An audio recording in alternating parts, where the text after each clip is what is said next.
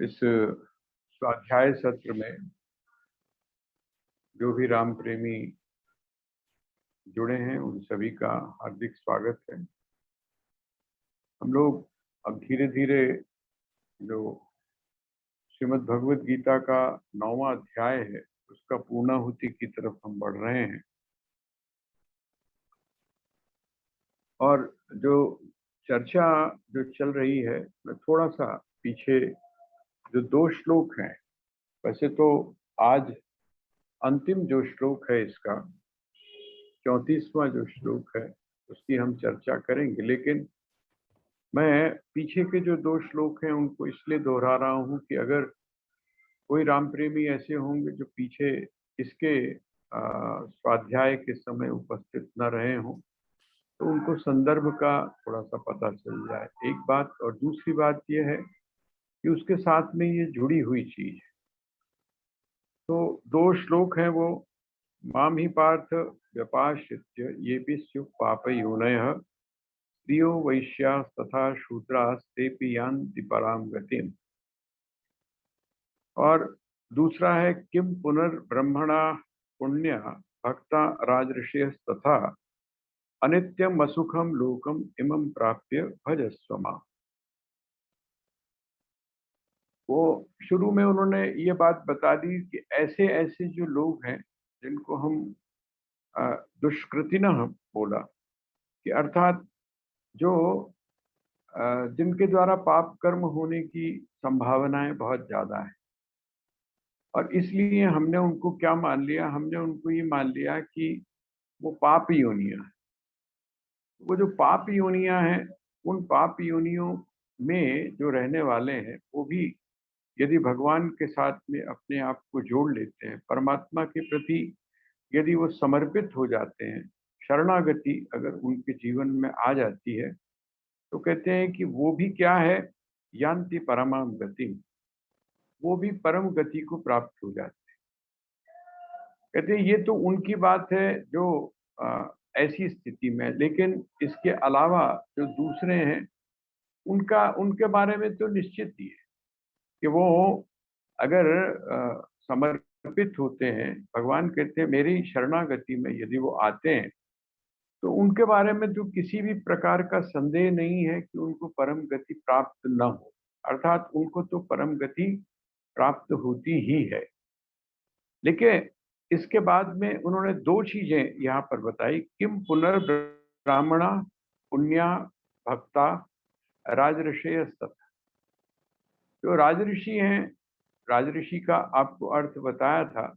राजऋषि का अर्थ होता है जो अपने कर्तव्यों का पालन कर रहा है, राजा भी है और उसके साथ में जो ऋषि भी है। तो यही बिल्कुल कंसेप्ट जो है वो लेके चले हैं कि अगर आप गृहस्थ में भी हैं, लेकिन गृहस्थ में भी अपने कर्तव्यों का पालन करते हुए यदि आप परमात्मा के साथ अपने आप को जोड़ लेते हैं, आपका जो योग है वो योग परमात्मा के साथ में हो जाता है, तो कहते हैं तब भी आपकी जो स्थिति है या आपकी जो गति है या आपको जिस पद की प्राप्ति परम के नाम से की जाती है वो संभव है। स्वामी राम ने इसके बारे में, जैसा मैंने आपसे निवेदन किया था, गृहस्थ में आत्मज्ञान, इस बात को उन्होंने कहा है। सवाल यह है कि आप कहाँ पर हैं ये महत्वपूर्ण नहीं है, लेकिन आपने अपना जो आचरण है, आपका जो भाव है, वो भाव कौन सी स्थिति में, क्योंकि ये बाहरी जो आवरण है वो किसके साथ में जुड़ा हुआ है। यहाँ अगर हम देखें तो स्त्रियों वैश्या तथा शूद्रास ये किसके साथ में जुड़े हुए हैं, कहते हैं ये जुड़े हुए हैं शरीर के साथ। स्त्री शरीर है, वैश्य अगर जहाँ पर उसका जो स्वभाव है वो स्वभाव अर्थात शरीर के साथ जुड़ा हुआ है। इसी प्रकार जो शूद्र है वो शूद्र भी शरीर के साथ। ये बात अलग है कि वो स्थूल शरीर है या आपका भाव शरीर, लेकिन है शरीर के साथ। कहते हैं ये जब शरीर के साथ में जुड़े हुए हैं तो कहते हैं उनकी बात तो आप छोड़ दीजिए, जिनका जो वातावरण है वो बिल्कुल अनुकूल है। कौन कौन, कहते हैं ऐसे लोग जो ब्राह्मण है। ब्राह्मण का मतलब जो ब्रह्म का आचरण कर रहे हैं, ऐसे परिवार, जिस परिवार में आपका जन्म हुआ और वहाँ का वातावरण सारा का सारा सत्वगुण से परिपूर्ण है, संतुष्ट हैं वहाँ पर लोग, उनका आकर्षण संसार के भोगों के प्रति या ऐश्वर्य के प्रति नहीं है, तो कहते हैं ऐसे लोग अगर मेरे मेरे साथ जुड़ जाते हैं तब उनकी तो बात ही अलग है, वो तो बिल्कुल निश्चित रूप से है कि परम गति को प्राप्त कर। दूसरा, वो कहते हैं पुण्या भक्ता, कि जो ऐसे पुण्यशील जो ब्राह्मण हैं, पुण्यशील जो ब्राह्मण है, जो जो ब्राह्मण ब्रह्म का आचरण कर रहा है और साथ में ऐसे कर्मों को कर रहा है जो पुण्य से समर्पित, पुण्य के साथ में जुड़े हुए, कहते हैं ऐसे ब्राह्मण और भक्ता जो मेरे भक्त हैं, जो मेरे भक्त हैं, अर्थात जो जिनका सहज रूप से जो प्रवृत्ति है वो किधर की तरफ है, मेरी तरफ। आप देखेंगे कि कई जो हमारे महापुरुष हुए हैं, स्वामी राम के बारे में भी आता है, स्वामी विवेकानंद, जितने भी आप संतों के जीवन को देखेंगे तो बचपन से ही उनकी जो वृत्ति है वो किसकी तरफ है, परमात्मा की तरफ। और वो जो परमात्मा की तरफ उनकी वृत्ति है वो क्या बताती है कि वो जन्म से ही भक्त है। जैसे जन्म से सन्यासी होता है, जन्म से सन्यासी का अर्थ क्या हुआ है, जन्म हुआ, लेकिन जन्म होने के बाद एकदम आप देखेंगे कि जो स्थिति एक क्रमिक सन्यास में एक सन्यासी की होती है, अर्थात वानप्रस्थ के बाद उसकी वह जो स्थिति है वो बचपन में।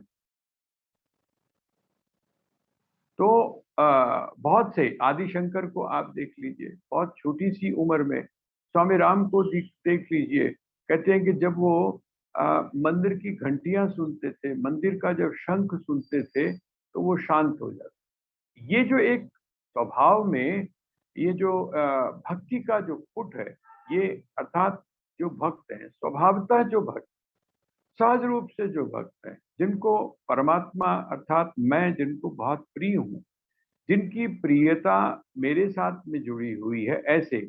और राजऋषि, राजर्षि का अर्थ होता है जो राजा भी हैं और ऋषि भी हैं, या हम ये भी कह सकते हैं कि जो आंतरिक रूप से तो ऋषि हैं लेकिन बाहरी रूप से वो राजा का कर्तव्य कर रहे हैं, जैसे जनक आदि का हम लोग एक उदाहरण लेते हैं।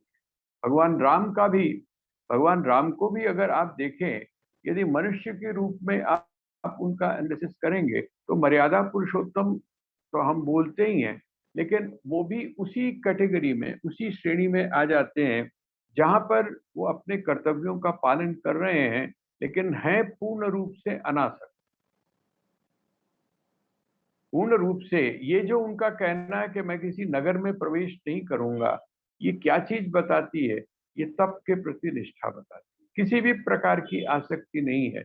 जिनको उन्होंने राजा बना दिया, जिनको राजा, सुग्रीव को राजा बनाया किष्किंधा का, और विभीषण को राजा राजा बनाया लंका का, लेकिन उसके बावजूद उन्होंने कहीं पर भी ऐसा नहीं किया कि उसके प्रति उन्होंने आसक्ति दिखाई हो, भाई मैंने, मेरी वजह से मैंने राज्य को जीता है और तुमको राजा बनाया है, तो मैं तुम्हारा उपयोग किसी तरह से करूं, इसकी वहां पर उनको कोई आवश्यकता नहीं। तो ऐसे जो लोग हैं, वो कहते हैं उनके बारे में तो आप छोड़ ही दीजिए, क्योंकि अगर वो मेरे प्रति समर्पित हो जाते हैं सहज रूप से, तो उनका तो स्वभाव ही ऐसा है, स्वभावतः वो मेरे साथ में जब जुड़ते हैं, बहुत छीना पर्दा है। यहाँ पर जो पर्दा है, जिनकी अब भगवान बात कर रहे हैं, यहाँ बहुत जीना पर्दा है। यहाँ जीना पर्दा किस प्रकार का है, यहाँ ऐसा है जैसे आप बिल्कुल बारीक पर्दा रखते हैं तो उसमें दूसरी तरफ का दिखाई देता, ट्रांसपेरेंसी होती है। वो जो ट्रांसपेरेंसी है वो आप दूसरी तरफ से देख रहे हैं। जैसे अगर आप देखेंगे तो पुराने जमाने में कई जगह पर जो रनिवास होते थे उनमें उनके बीच में एक पर्दा होता था, और वो जो पर्दा होता था, आप ऐसा समझ लीजिए, एक घूंघट तो वो है जिस घूंघट के अंदर आप दुल्हन को देख ही नहीं पा रहे, उसके मुख को देख ही नहीं पा रहे, और एक वो स्थिति है जहां पर जो उसने घूंघट डाला हुआ है, उस घूंघट से आप उसको देख भी पा रहे हैं। ये जो दूसरी श्रेणी है ये कैसी है? कहते हैं बहुत जीना पर्दा है, दिखाई दे रहा है उनको, और जब दिखाई दे रहा है तो अस्तित्व। और दूसरी तरफ जो एक ऐसा पर्दा है जो थोड़ा सा मोटा है। वातावरण इस प्रकार का है कि थोड़ा सा दिक्कत, लेकिन जो भी व्यक्ति या जो भी भक्त है मेरे प्रति समर्पित कर देता है, ये निश्चय पूर्वक है कि मेरे साथ जब वो जोड़ता है तो वो कैसा भी क्यों ना हो, वो मेरे इस परम पद को प्राप्त कर लेता है। अर्थात पर जो गति है और अंतिम जो गति है, अब उसका फिर किसी भी प्रकार से न तो जन्म होता है और न फिर उसकी मृत्यु। ये भगवान ने यहाँ अब कहा। आगे वो एक शब्द का पूरा जो श्लोक है उसमें एक एक जो विशेषण है वो बड़ा महत्वपूर्ण है। अंतिम श्लोक है ये, और इस अंतिम श्लोक में भगवान कहते हैं, मन्मना भव मद्भक्तो मद्याजी माम नमस्कुरु मामे वैश्यसि युक्त्वैव महात्मानं मत्परायणः। कहते हैं कि हे अर्जुन, तू क्या कर? कहते हैं मद भक्त, मद भक्त, मेरा भक्त भव, अर्थात हो जा। सबसे पहले कहते हैं मद भक्त भव, मेरा भक्त बन। अब ये जो, जैसे मैं आपसे पहले निवेदन करता रहा हूं, तो एब्स्ट्रैक्ट है, सन्यासी हो जा, योगी हो जा। यहां पर भगवान कह रहे हैं भक्त हो जा। अब भक्त हो जा तो कैसे पहचाना जाए? क्या बाहरी आवरण से पहचाना जाए? जैसे आदिशंकर की जो भज गोविंदम है, वो भज गोविंदम में उन्होंने कहा कि जो सन्यासी है, अर्थात जो तत्ववेत्ता है, अर्थात जो जिज्ञासु है, कहते हैं उसको आप कैसे पहचानेंगे? कहते बाहर से तो नहीं पहचान सकते। कहते क्यों बाहर से नहीं पहचान सकते? कहते बाहर से तो सब लोग एक ही तरह, जैसे जो स्कूल में आते हैं, आपने देखा होगा, जो बच्चे स्कूल में आते हैं उनकी जो यूनिफॉर्म होती है वो एक ही जैसी होती है, उनके बैग्स, उनके सारी चीजें एक जैसी होती है। लेकिन आप ये कैसे पहचाने कि ये यहाँ पर टाइम काटने के लिए आ रहा है या ये सच में इसकी जिज्ञासा है, ये कुछ जानना चाहता है, या इसने जान लिया है? ये आप कैसे पहचानेंगे? कौन सी जो श्रेणी है? अर्थ से तो आपको शरीर को देखकर लग जाता है कि इसकी इतनी उम्र है, इतना ऊंचाई है, इतनी लंबाई है, तो ये शायद छठी में पढ़ता होगा या शायद ये आठवीं में पढ़ता होगा। लेकिन जब आप आंतरिक रूप से देखेंगे तो आप उसके अंतर को कैसे पहचानें? वहां इसीलिए आदिशंकर क्या कहते हैं? कहते हैं जटिलो मुंडी लुंचित केशव। बाहर से, बाहर से अगर उसने जटाएं रखी हुई है, कोई ऐसा संप्रदाय है जिसमें जटाएं रखी जाती, कोई ऐसा संप्रदाय है जिसमें एक अमुक तरह के वस्त्रों को पहना जाता, कोई ऐसा संप्रदाय है, ऐसी परंपरा है जिसमें आप जुड़े हैं और वो विशेष प्रकार की पूजा या पद्धति का जो अनुसरण करता है। कहते हैं ये तो सारे आपको एक ही जैसे लगेंगे। अब आप अगर किसी भगवान शिव के मंदिर में जाते हैं तो आपको सारे एक ही जैसे दिखाई देते हैं, जैसे सारे शिव भक्त हैं। जिस समय आप श्री कृष्ण या भगवान विष्णु के मंदिर में जाते हैं तो वहां पर आपको सारे एक ही जैसे, बाहर से सभी एक जैसे लगते हैं, लेकिन कैसे पता चले अंदर से कि कौन से स्तर पर है? तो यहाँ उस स्तर को, उस कसौटी को बताया कि मेरा भक्त बन। कहते मेरे भक्त का अर्थ क्या है? यहाँ पर तो उन्होंने एक दूसरे स्टाइल में, दूसरे तरीके से बताया है, लेकिन हम इसको जोड़ सकते हैं कि भक्त कौन है। जो हम बोलते हैं हम भक्त हैं, हम बोलते हैं कि भक्ति का मार्ग है, ये भक्ति का मार्ग बड़ा सरल है। तो अब आप देखिए कि भक्ति का मार्ग सरल है या कठिन है?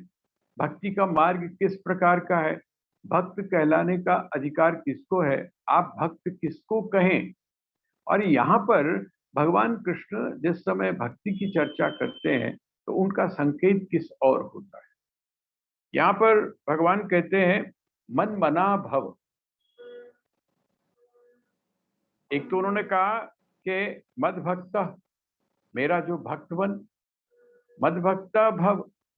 अब मद भक्त भव के साथ में मेरा जो भक्त है, मेरे भक्त होने की पूर्णता कब प्राप्त होगी? कौन सी कसौटी है? तो यहां उन्होंने सबसे पहली बात कही, मन मना भव।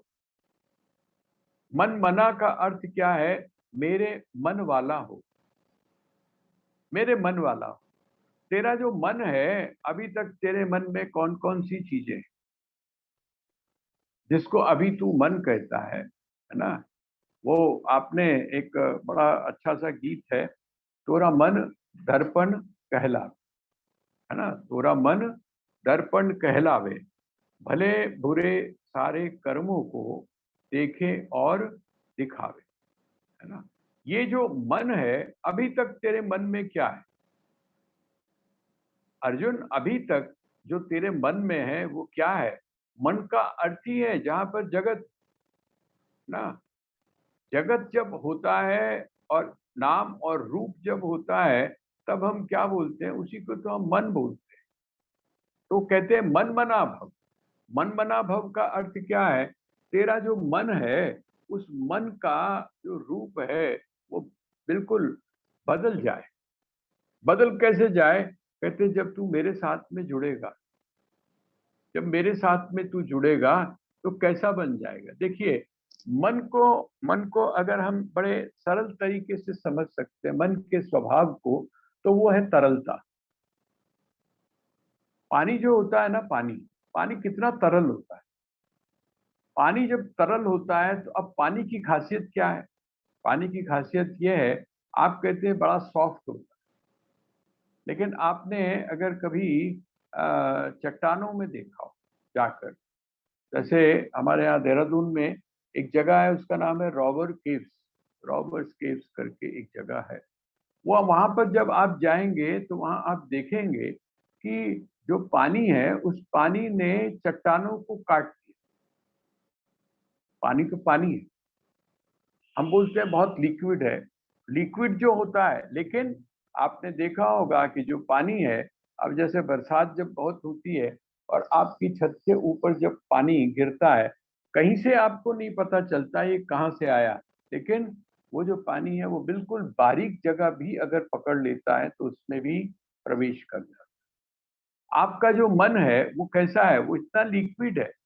पत्थर जो है, पत्थर के लिए तो थोड़ा सा स्थान चाहिए ना। आप किसी बड़े छेद के अंदर, नाली के अंदर तो आप पत्थर डाल सकते हैं, लेकिन अगर आप वहां पर पानी डालेंगे तो क्या होगा? पानी तो निकल जाएगा। लेकिन यहाँ ये जो मन है, ये मन क्या है?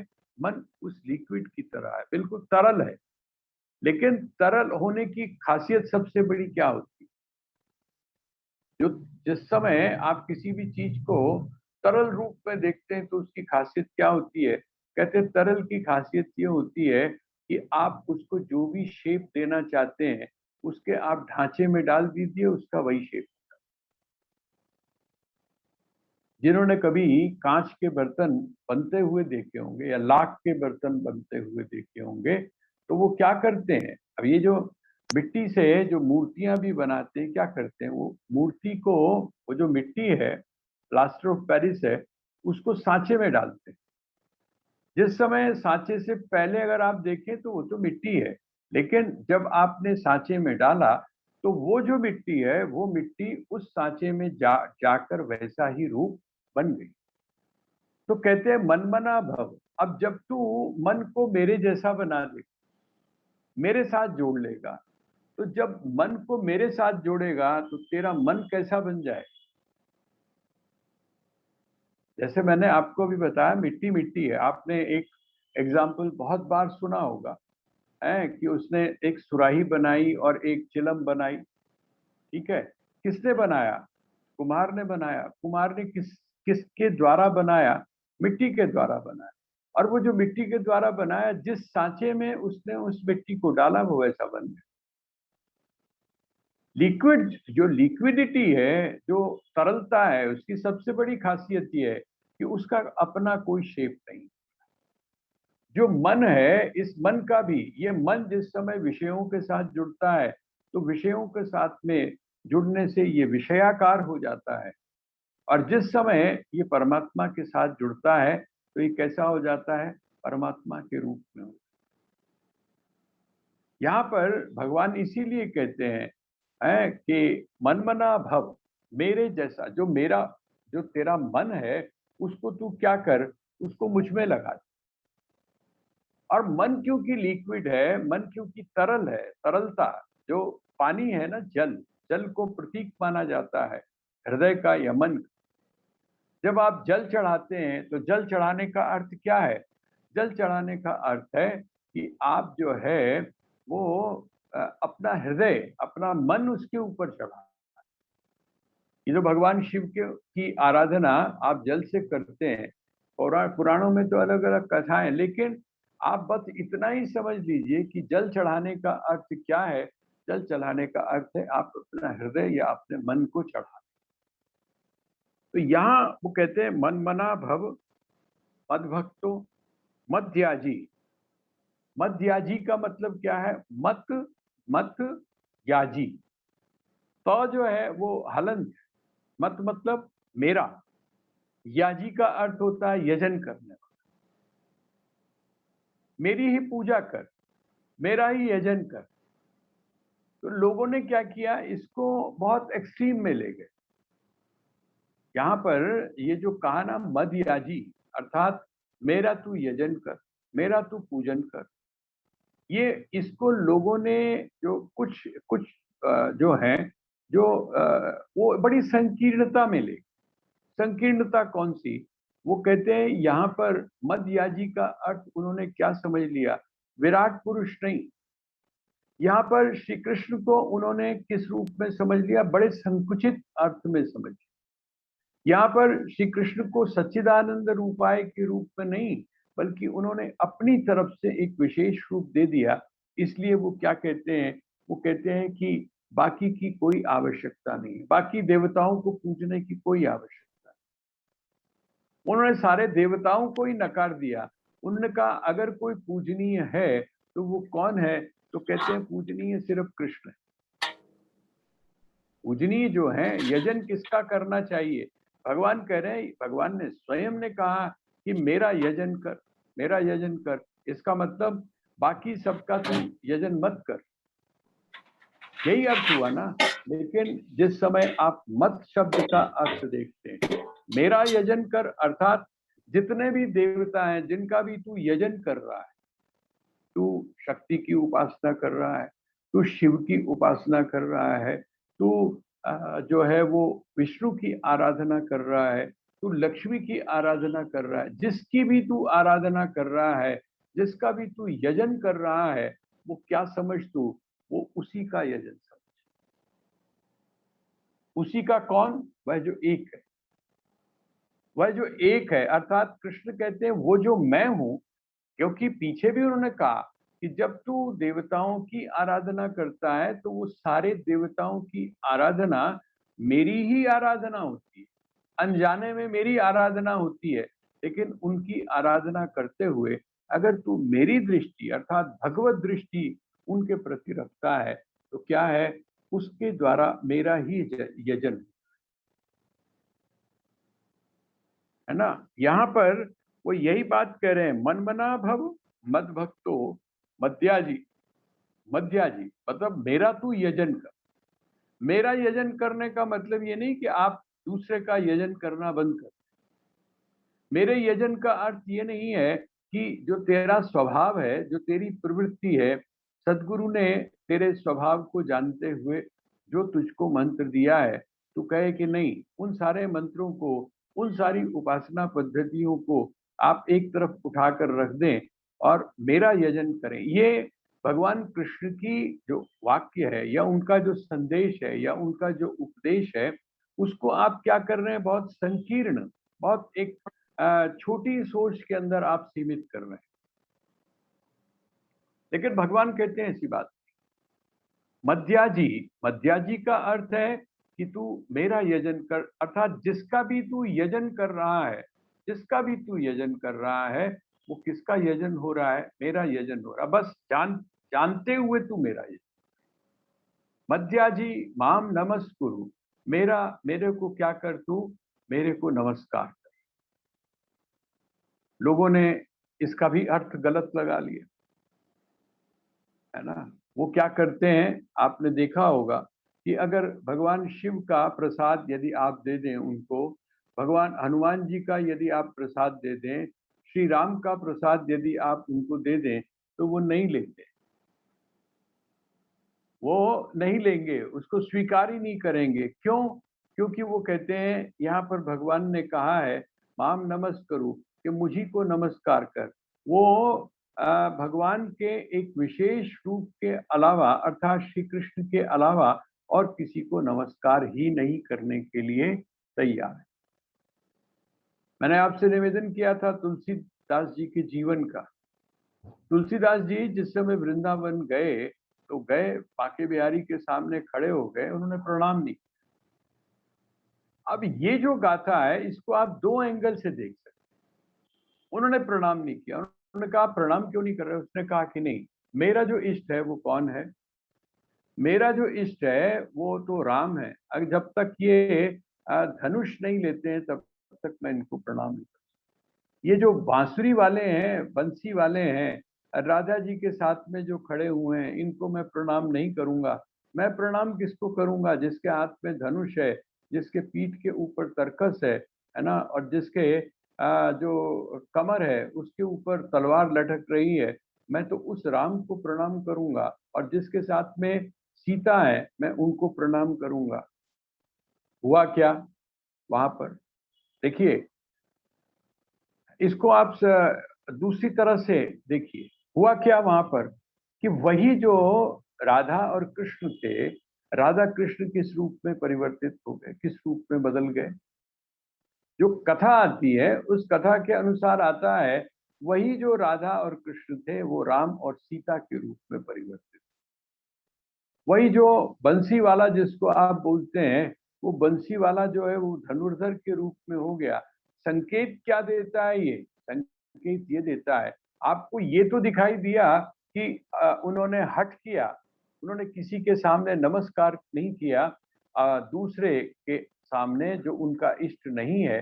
लेकिन हमको ये नहीं दिखाई देता है कि वो जो परिवर्तित हुआ, जो बदले, वो बदले क्या बताते हैं। अगर कृष्ण राम के रूप में परिवर्तित हो गए, अगर सीता जो सीता के रूप में यदि राधा परिवर्तित हो गई, इसका मतलब दोनों में मूलतः कोई अंतर नहीं है, एक ही बात, दोनों एक ही हैं, बाहर से अलग अलग दिखाई दे रहे थे। यहाँ जो भगवान कह रहे हैं मध्याजी माम नमस्कुरु, अर्थात तू मेरे सामने झुक। नमस्कुरु का अर्थ क्या है? मेरे सामने झुक। मेरे सामने झुकने का अर्थ क्या है? जो मैं कह रहा हूं उसको तू मान। नमस्कार का अर्थ क्या होता है? नमस्कार का अर्थ ये नहीं होता है कि आपने हाथ जोड़ लिए या पैर छू लिए और बात बन गई। नमस्कुरु का अर्थ है मेरे सामने नमन कर। नमन करने का अर्थ क्या है? जो मैं तुझको दे रहा हूं उसको स्वीकार। जो मैं दे रहा हूं उसको बिना किसी अड़चन के तू स्वीकार। नमस्कार करने का अर्थ क्या होता है? आप जैसे जिसको आप नमस्कार करते हैं उसको आप क्या मानते हैं? बड़ा मानते हैं ना। और जब बड़ा मानते हैं तो बड़े की आज्ञा का पालन आपको करना चाहिए। बड़ा जो आपको कहता है उसको आपको स्वीकार करना चाहिए। तो ये संकेत क्या देता है? भगवान कहते हैं जो मैं तुझको दे रहा हूं, अगर तू उसको एज इट इज बिना किसी गिला के, बिना किसी शिकवा के अगर स्वीकार कर लेता है, तो इसको बोलते हैं नमस्कार। मध्याजी माम नमस्कुरु, माम एव ऐष्यसि युक्त्वैव। माम एव, देखिए यहाँ एव शब्द का प्रयोग है ना। माम एव ऐष्यसि, कहते हैं मुझ में ही तू क्या कर, ऐष्यसि,